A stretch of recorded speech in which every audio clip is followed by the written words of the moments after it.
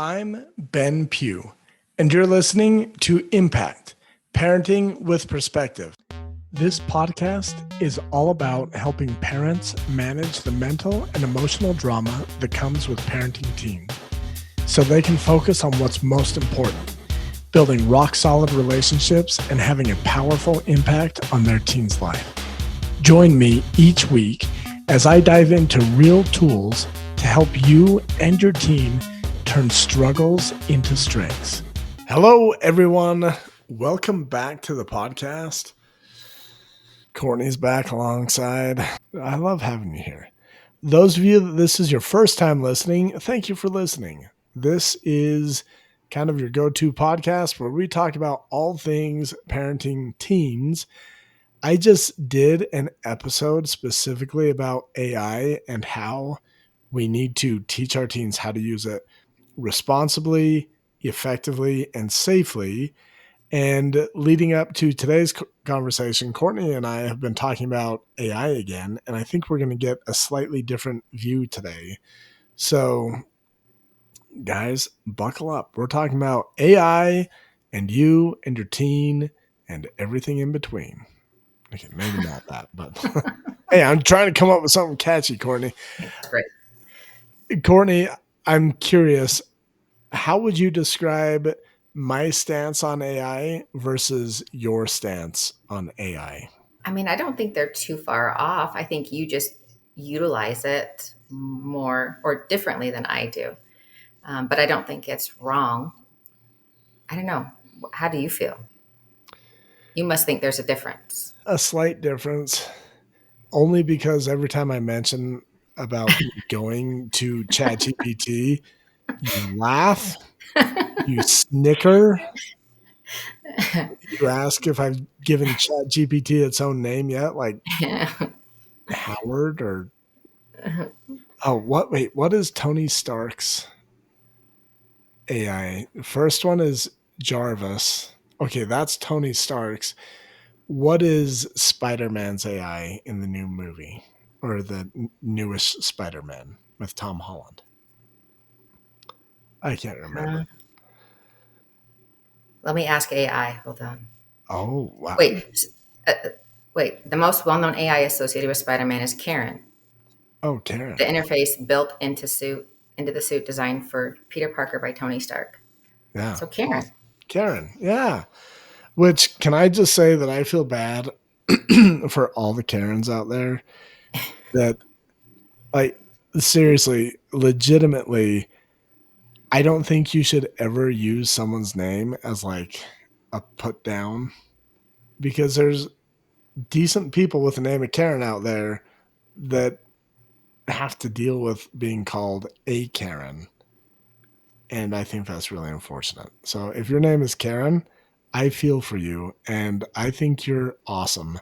I don't judge you based on some dumb stereotype based on some person's name.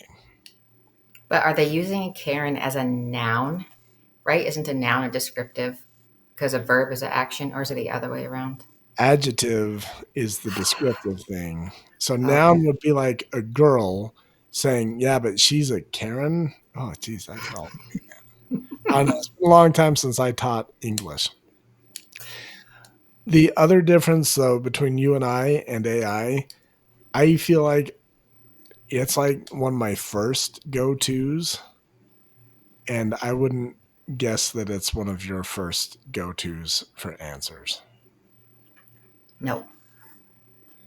Like just yesterday, my wife and I were talking about gardening, and my mother-in-law has a bunch of raspberries, and I'm like, and so raspberries spread underneath the ground, and she has some raspberries growing under their trampoline that is dug into a hole. So the trampoline is level with the ground. Like, no one's going to go down there and pick the raspberries. And I'm like, why don't we dig those up and plant them at our house? And Deb was like, well, can we? Or like, is it too? I don't know what she asked. So I just asked AI, and AI is like, Yeah, mid-June isn't too late to transplant raspberries. You'll probably want to do it in the morning or in the evening because it's super hot. And it's like, would you like a step-by-step guide on how to do that? And I was like, AI is like the most helpful thing everything or ever. So Do you always go to ChatGPT? Because I Google a lot of things, and I think Google kind of it breaks it down. It pulls from AI first, but I ask a lot of questions on Google. yeah, I think people that are reluctant to AI, a lot of them don't realize that Google has been a form of AI for a long time, and Google and AI work hand in hand. The thing I like about ChatGPT is the more conversation style, whereas Google, I type in a question and it's like, here's a bunch of broad information. Yeah, Here's very how true. cool ChatGPT is. In this raspberry conversation, part of the reason that it knew how to answer me is that I've talked about plants in the past. And so it is talking about mid-June transplanting. And at one point it's like, well, here's the zone that you're in. And being in that part of Utah this time of year, here's what the temperature. So it's a better tool than Google because it knows more and is giving you more specific answers tailored to you. Does that make sense? Hmm. What are you grinning Yes, it about? does make sense. I'm just smiling, listening to you educate. I'm not. Don't take offense to my smile. And here's the thing, guys. I'm not even like super techie or nerdy. That's usually my wife. I feel like AI is helping me level the playing field Mm. so I can hang with all the nerdy people now. All right. So let's go this route. I have concerns about AI. Like people will hear me talk about AI and they think Ben has drunk the Kool-Aid. He's all in. I do have concerns. I'm curious, what are some of your concerns when it comes to AI? Honestly, I haven't really given it much thought. I'm not concerned. Like I said before we started recording, I think there's a lot of other things we should be concerned about before we should be worried about AI. I think there's, I don't know. At one It's going point, to sound kind of kooky, but I feel like our phones and devices are already listening. They know. I feel like based on conversations I've had, the next thing I know, like there's ads that are popping up with like a school I was just talking about, or I feel like it's always listening anyway. So, actually, you're supposed to wear a tinfoil hat to prevent that. oh, I have okay. one that I wear out in public. No, just joking. Send me Um, a picture of what yours looks like. here, you said though, maybe you said it was AI and social media is taking away people's ability to critically think. Yeah, because people jump to, I mean, people just aren't good at problem solving anymore. And critical thinking skills have just kind of gone out the window and imagination. I was telling my oldest yesterday, like when you were younger, you played by yourself like it was nothing. Like you were a great little kid, you had an imagination. His siblings, like they need interaction. They can't play by themselves. You know, their imagination isn't as great. And they were born into the time where iPads were already a thing. William, he didn't have devices until he was probably like 8, and then it was an iPod Touch. Yeah. Yeah. That's a good point. I I think that lack of creativity is real. One Hmm. of the concepts that I teach often is this idea of resources versus resourcefulness. And I feel like most people overly focus on their resources. Like, how much money do I have? What assets do I have? What tools do I have at my disposal? Whereas resourcefulness, I don't know, this will kind of date me a little bit. Do you remember MacGyver? Yes, I do. MacGyver was freaking awesome. He Hmm. was the most resourceful person ever. It didn't matter what he had. Like, he has a verb, now that we're getting into parts of speech again, named after him. Like, oh, I can MacGyver that. Like, that was resourcefulness. And I think resourcefulness and creativity go hand in hand. And Hmm. I think that we live in a generation where we have more resources than any other generation at any point in our known history. Like, we have more resources. ChatGPT, iPads, iPhones, whatever, they are all resources. And my concern is that our over focus on the resources at our disposal is taking away from our skill of being resourceful and creative. And I think that's Mhm. kind of the same path that you're going down. Yeah, absolutely. I'd say also the modern day MacGyver is Marty Rainey. Do you know who that is? No, who's Oh Marty? my goodness. Homestead Rescue is his show. He's an older guy. He always wears his white shirt halfway unbuttoned. He has Misty and Matt, his two kids, but they go to all these homesteads and they help these struggling homesteads. And it's just amazing the things that this man thinks of and can accomplish. Just he's resourceful. Like he just is amazing. I'm gonna Sorry, that actually. was off track, but yeah, No, that's perfect. One of my kids' favorite YouTube channels to watch, I think it was called The Outdoor Boys. Have you ever seen that? I haven't. The guy just paused it, but it's this guy who he'll go live in the outdoors for a few days and he'll show how he builds like he'll go to Alaska in the middle of the winter and build a hut, and like it's really cool. The problem is, like, even that Marty Rainey and this Outdoor Boys, it's an example of people losing their creativity and their resourcefulness because they're seeking out the entertainment and focusing on that resource. And that's where, before Courtney and I hit record, like I was talking about, I think it could be good for us as a nation to have something. And I know people are going to push back on this, but like, y'all remember COVID when we all had to stay home with our families, not go out. I felt like that was actually really good for my family and for a lot of the families that I worked with. They were able to reset their focus and focus on the family again. I think it was extremely inconvenient and painful, and I don't want to be insensitive. I know people died from COVID, but there were still opportunities for growth and connection that we had been missing previously. And I feel like post COVID, it's kind of this battle. Like, how do we keep hanging on to the family time and the priority when the world's trying to get back to normal and it would be easy to just slip right back into the overbooked, overscheduled, run, busy mode? And I would actually love for something to happen, and this would be terribly bad for business, but if something would happen technology wise that kind of helped us reevaluate our priorities and reset and move forward more intentionally. And I don't know what that would be, but that'd be cool. Yeah. Or it could be a conscious choice that we make. Like I was telling you, I personally try to not spend much time on social media. Maybe Yeah. once a week I'll get on.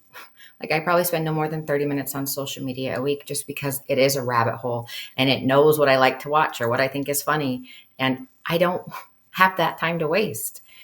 Maybe we can intentionally and consciously choose to not be on devices, or like I was saying, have a conversation with Deb instead of your Karen or something, like we can choose to engage. And I feel like us being the example for our kids, I don't know, then maybe we'd invite them to come play a board game instead of, everyone just going their separate ways. And On their um, separate devices. yeah, Yeah, exactly. that's a good point. This Sunday, we are going up into the mountains. And for me, part of the fun is cell phones are not going to work up there. And there's going to be me, my parents, my siblings, a bunch of the nieces and nephews will be there. I I feel like we need to be more intentional in creating time and space for those type of things, where at that point you have to disconnect. Like, you can have your phone up there, but you're not going to have data. You're not going to have access to Facebook or Instagram or any of that. And it's funny, my kids are reluctant to going because they don't want to detach from those things. Which, Mm-hmm. as a dad, I'm like, well, that's one of the reasons I like to take my kids river rafting. It's like, you can bring your phone, but it'll probably get ruined, and I'm not going to buy you a new one. So they're making the choice on their own. Like, well, I'm not going to bring my phone, and that's empowering. So one of the things that I would say, so if you guys have been listening to me for very long, you know that I enjoy AI. I am maybe less of a fan of social media than I am AI. I see the real value of AI. Like, it can help you do things. Just the other day, it helped me fix my son's Jeep where we could not find a specific YouTube video addressing the specific make, model, and part that we needed help with. There were videos for newer models, and none of it was exactly right. And Chat GPT, I've already deleted this conversation, or else I'd like show you the real conversation. But basically, it was like, oh yeah, that is a hard year because there's not much information on it. Here's what you need to know. I was like, dang, that was awesome. I feel like social media is specifically designed to move you from a conscious state to a subconscious. It's almost like you're hypnotized and Mm-hmm. scrolling and just allowing all of this information to go straight to your subconscious, which is what they want so that they can feed you advertisements that Mm-hmm. are hit. Like, guys, I'm in advertising. Like, I have to be good at advertising. I know the value of speaking straight to someone's subconscious. But the problem with social media, you're basically putting yourself into a hypnotic trance, which we have studies to prove that when you watch TV, your brain levels go into a hypnotic trance. Social media is the same thing, but it's more heavily ad driven than even TV is. So that's I one of feel the like, concerns. sorry, I feel like on my Facebook feed, because I'm old and I like Facebook over Instagram and all that other stuff, it's more ads than it is even my personal friends, like their information, their posts, whatever. It's all reels and stuff. Yeah. Yep. It used to be our friends' posts. We'd see what was going on in their life. Now you almost have to like go to their page and see what's going on. Yeah. I noticed that during graduation. I'm trying to be on social media less. So I, I don't even think I really posted much about my son graduating or anything, but it was interesting. I knew when graduation was, and I happened to hop on social media like a week and a half later, and then I'm seeing these people's posts, and I'm like, I don't know. It just felt like, oh, I didn't see those the week of graduation. Why am I seeing them late? Because they have so much content they're trying to give you intermixed with your friends that you don't see it in real time. Mm-hmm. So, Courtney, I want to ask you this. What can we do as parents? Our kids are being raised in a generation that has AI and it has social media. What could we do as parents to help support our teens? Be the change we want to see.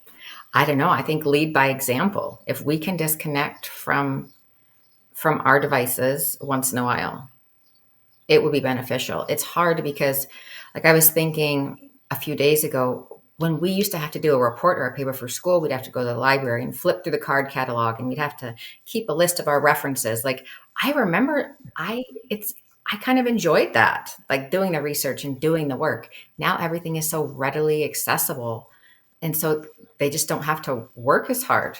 I'd say. Um, I don't know. I don't know. Okay, two things. Number one, I can get on board with being the change.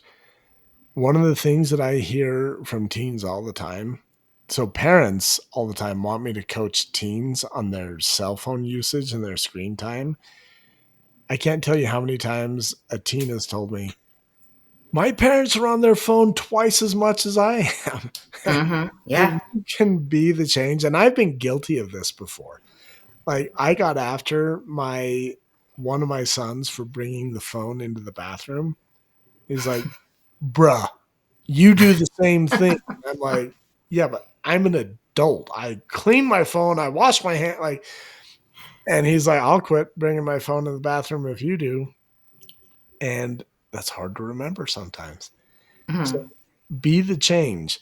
One of the things that I think is important about that, if you try being more aware and intentional when it comes to your screen time, you're going to realize it's harder than you thought it would be. Like Mhm. screens have become a part of our life so much that we no longer consciously think about it. Like, how many times have you just opened your phone and you're like on Facebook now and you're like, wait, that's not why I opened my phone. Like, what was I doing? It just has become a subconscious pattern. And if you attempt to be the change, it will help you better appreciate when your teen struggles to make that same change. And any awareness is going to help you better position you to help your teen gain some awareness and really just be the change that you want to see in your teenager. The second point, though, you're talking about like studying and resource searching. That was all the crap that I hate. I love that Chat GPT can do that for me. But that's the resourcefulness. You were talking about resources versus resourcefulness. That's being resourceful. I like that. Okay. What if I were to tell you, like, I let AI help me research things? So I'll give you an example. My son was writing a paper about transgender and sports. He's big time into athletics and he's trying to find like articles and things to cite and trying to use Google. And I'm like, dude, just use Chat GPT. Say, hey, can you give me a list of articles and a summary of each of them? That way I can read the summary and decide which articles are in line with what I'm working on. That way he's not reading a whole article just to be like, what? That doesn't even help. That's being resourceful. Now you're working more effectively. Like ChatGPT could be like, oh, based on what you're trying to write, here's 20 articles with 20 summaries, read through them, and there's a link to each of them. It just makes your life I much faster. Yes, exactly. Faster because you're using your resources. You're Yeah. using it wisely. I agree. But yes, I still don't know if that's resourcefulness. And now, as a writer, like I can spend more time on doing what I'm good at, which is writing, rather than spending time doing the thing that I hate, which is researching. Okay. See, if you and I would have been a duo, the dynamic duo, like Batman and Robin, if we'd have been like this in high school, which you probably would not have wanted to hang out with me at all in high school. I was lame. Anyways, I would have done the writing part. I was a pretty darn good writer. You could have gone to the library, done all the boring, like, do you remember having to use like the 3x5 cards that you'd have to like write down the title, where you found it in the library? Yes, your references and the card catalog. That's what I'm talking about. Yeah, I Yes. want nothing to do with that. See, that's your zone of genius. My zone of genius is, oh, I'll read those two or three good articles and I can write something based on that, but I don't want to sift through 1,000 articles just to find three. Okay, maybe 1,000 is a little exaggeratory, but Yeah, maybe a little. well, out of curiosity, and we don't have a lot of time, I did this to protect you. What are some of the things that you think that we should be more concerned about over AI and social media? I know. It's a trap. It is a trap. Sorry. We're not going to have time to talk about all of them. I'm just curious what your thoughts are. I mean, one thing that I'm concerned about, and it goes along with like social media and the algorithms, is once you start liking things, it's going to continue to feed you things that are similar. And so then you just kind of stay on this one track path. And that's another thing I'm talking about. Like, we don't use our critical thinking skills. Like, well, we were told this, so it couldn't possibly be the other way. I mean, I don't know. I just, I don't know. I could see that being a really big problem in like politics specifically. Like having a news feed that only shows you one view rather than kind of a broader, well, here's how one side perceives it, here's how the other. I'll tell you, so I feel like currently I'm curating my social media and I am trying to purge it of most things politics. Mm-hmm. I have a few friends that are on like their third or fourth 30-day snooze. And I know when that 30-day snooze is over because there they are back in my feed talking about politics. And I'm like, I don't care. And it's like one side or the other. But here's how I'm trying to curate my social media. There are good resources when it comes to spirituality and the weird woo stuff that I'm into. Like I love getting a little video on my feed that's like talking about the law of attraction or your emotional state and raising your vibration. Like I love that type of stuff. Also, Steve Harvey is taking over my news feed. He does these little inspirational talks after his shows. I love those things. And there's like people in the Mm-hmm. background like sweeping up and cleaning up the show and he's still talking to the audience about business, about mental and emotional health, about faith. And so I feel like I'm working on being more intentional with how much time I spend, but I'm also being more intentional about what I will allow to take up my attention. And Mm-hmm. so when things like if you want social media to be your source for like political news, great. That's awesome Mm-hmm. for you. I happen to want it to be the thing that connects me with other people who are doing work on spirituality at a deep level, who love life coaching and motivation and business. And so I feel like I like the algorithms that are able to be like, oh, Ben is this weird combination of liking football, the woo, business, and motivation. Let's show him that stuff. And then it's up to me to be intentional with my time. Like, you know what? I've got 15 minutes here. I don't mind scrolling. I'm going to see things that are going to inspire me to be a better dad or a better business person. And I feel like most people, what they're doing on social media is comparing themselves with other people and Mm-hmm. getting into drama that leaves them feeling fearful, angry, and you have the power to curate your social media to be more of what you want. And it's going to take a little while. Like I have a friend that I talked about this to recently, and he's like, "Man, Ben, I tried to do what you said. I unfriended a few people and I disliked some videos and liked some new videos." And I'm like, "Yeah, but how long have you been on Facebook? It's been gathering data for 15 years." And for me, I've been on this journey for 5 or so years. Like it's pretty good. The only time it shows me political garbage is when some of my friends get into political stuff. And it's funny, I have a really good mix of friends. Like I feel like I've got people that are extreme on both ends and then in the middle. And yet still it's like, oh Ben, did you see what's happening across the world? And I'm like, don't want to see that. I don't like I still pay attention to some extent about like social issues, but I don't really want Facebook to provide that in my life. I have other Mm-hmm. resources that do that for me. But Yeah. I mean, well, not just political, but even relationship advice. Like, everybody has an opinion, right? And there are so many people that are giving their own advice about relationships, like videos of people, YouTubers or social media influencers. Like, it can just lead you down a path of destruction or set unrealistic expectations for relationships, or like yeah, there are so many things. That's what I'm saying. We have to use our critical thinking skills.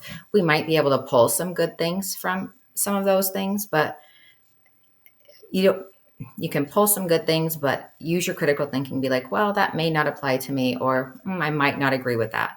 Like, don't just absorb everything that you hear and then that's what you stick to. Yeah.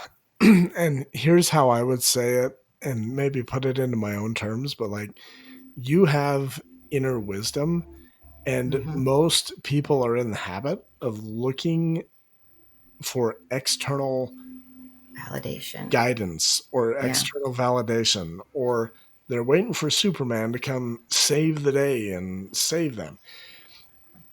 Like, I like knowing that I have inner wisdom. I like the connections that can happen through social media. Like, I'm connected with people across the world. I like that. But also, I have to remind myself, like, I'm not looking for something externally to come save me. I want to deeper connect my inner wisdom. So when I see something, I want to process it on my own and explore, how do I feel about that? Like, even AI and Chat GPT, I feel like I use that as a tool to help me be more me, but I don't ever want that to replace my inner wisdom and what I teach. Like, it's fine to tell me how to plant raspberries, because I don't really want to tap into my inner wisdom to be like, oh, wait, when should I plant these raspberries? No, AI can just do that for me, and it frees up my brain so that I can tap into my inner wisdom when it comes to things that are more important, like parenting teens, and how do I help more moms get along better with their teens. I mean, So I do think AI has a place. Like, your AI asks you questions, like you have conversations. So it can cause you to think, like it'll ask you a question and you have to think about, well, yeah, maybe yes or no, or why one reason over the other. So I do like that about AI. It's not just giving you factual information, it's asking you follow-up questions and then going from there. I wasn't going to share this, and I'll be quick because this episode is getting kind of long. I've been reading a book called The Big Leap. I talked to Courtney about this earlier, and I was afraid to share this with you because I don't want you to replace me with AI. But if you do, it makes sense. Anyways, I'm reading this book. It's called The Big Leap. It is super good. I read it in less than a week, and I was like, man, I want to read that again. And there's questions that they ask in the book, and there's invitations that he gives you. And I came home and I was telling Deb, I was like, I wish there was a workbook to go with this. And there are a couple workbooks that someone has written. I'm sure they used AI, and they're just like, help me write a workbook and I'll publish it. Anyways, I went to AI and I had already asked it a few questions because there were things from the book that I couldn't remember. And anyways, at one point I was like, hey, could you put together a workbook based on this? It's like, yeah, definitely. And then I was like, can you ask me these certain questions to help me work through the concepts in the book? And AI has been a tool to help me go back to things that were in the book that I'm listening to it while I'm driving. I'm not like highlighting an actual book. And AI is kind of helping me do that and then coaching me through. So, yeah, like everything, it's more important how you use it. And like, I don't want to be a teenager that's using AI to hopefully get me out of all possible work. I want to use AI to help me tap into me and be the best version of myself. So, anyways, anything else you want to add before we sign off? No, that's about it. All right, guys, that is our take on AI and social media. I really like Courtney's advice there. Be the change you want to see. If you're one of those parents that's like, oh, my kid is on their screen time all the time, Hmm. look at your screen time data. How long have you been on there? And if you want your teen to be on less, start with you. Start being the change you want to see. And Hmm. I always advocate for AI.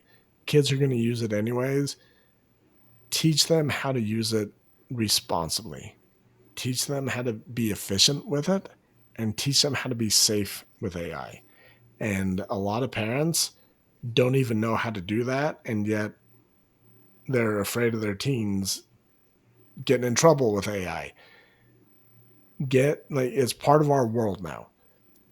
Understand it, understand how to be safe, be effective, and it can be a tool to help you be more resourceful. And otherwise, you're gonna get used by the tool. And always tell ChatGPT thank you. That way, when the robots take over, they're nice to us. Mm-hmm. Yes. Okay, we will see you guys next week. Thank you for being here.